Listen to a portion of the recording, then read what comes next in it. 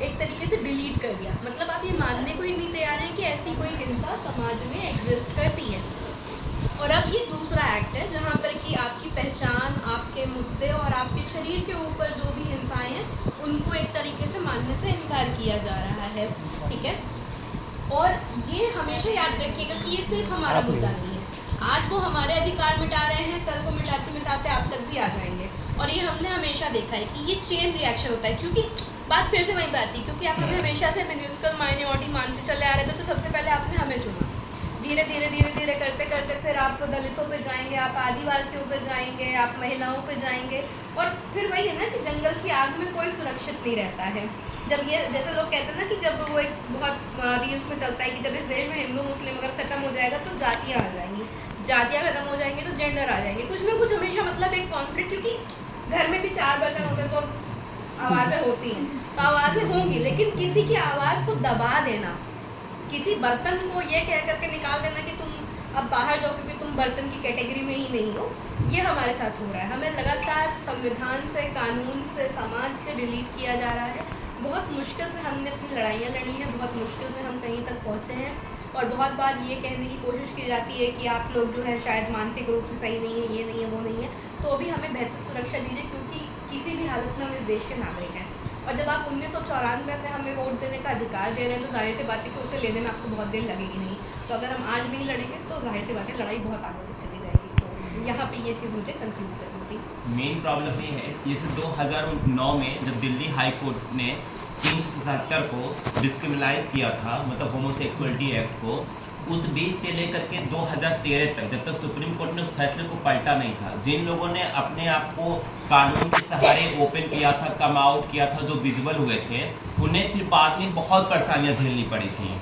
देखिए, जो इनविजिबल थे, जो कम आउट नहीं किए थे, उनकी प्रॉब्लम तो अपनी है, वो वैलिड प्रॉब्लम है, उनको भी बहुत कुछ झेलना पड़ता है। लेकिन जो ओपन हुए, जो कम आउट किए, उनको जो प्रॉब्लम झेलनी पड़ी थी 2013 के बाद से, जब उन्होंने फिर उसको पलट दिया था, तो 2019 के बाद से जो ट्रांसजेंडर लोग जो 2014 के फैसले के आधार पर, नालसा जजमेंट के आधार पर जो ओपन हुए हैं, कार्ड बनवाए हैं, आगे बढ़ रहे हैं उस पहचान के साथ में, जब आप पहचान को 3 तक सीमित कर देंगे, या तो आप किन्नर, हिजड़ा, या फिर ऐसे जो ग्रुप है जैसे सर ने बताया, चिज्जी सर ने बताया, या दूसरा जो इंटरसेक्स है, जो विजिबली तरह से दिख रहे हैं कि मेल या फीमेल नहीं है, तीसरा जिन्हें ज़बरदस्ती बनाया गया है। और ज़बरदस्ती जो बना रहा है, अब किसी पर भी इल्ज़ाम लगा सकते हैं। कोई ट्रांसजेंडर अपने घर से भागा है, वो रस्क के पास, प्राइड के पास, किसी के पास अगर आते हैं, हम उनका सहायता कर देते हैं, उन्हें हम लीगल एड दे देते हैं, कुछ भी दे देते हैं, तो हमें भी 10 साल से लेकर के शायद उम्र कैद तक की सज़ा का प्रावधान है।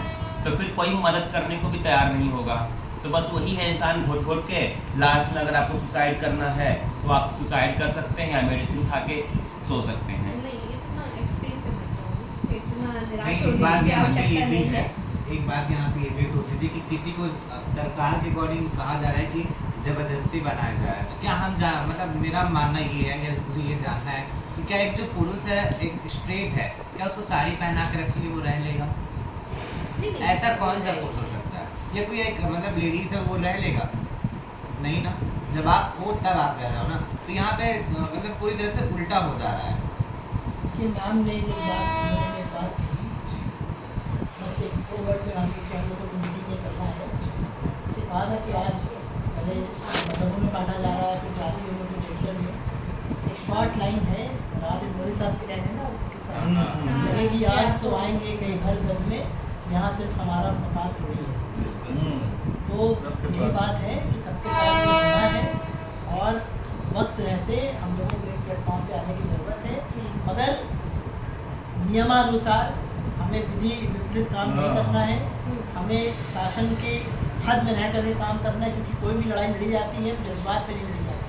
अभी जो मैं देख पा रहा हूँ, यहाँ पर जज्बात से लड़ाई लड़ी जा रही है। अभी कानूनी, क्योंकि आपको कोई भी चीज़ चाहिए तो वो कोर्ट ऑफ लॉ आपको दे पाएगा।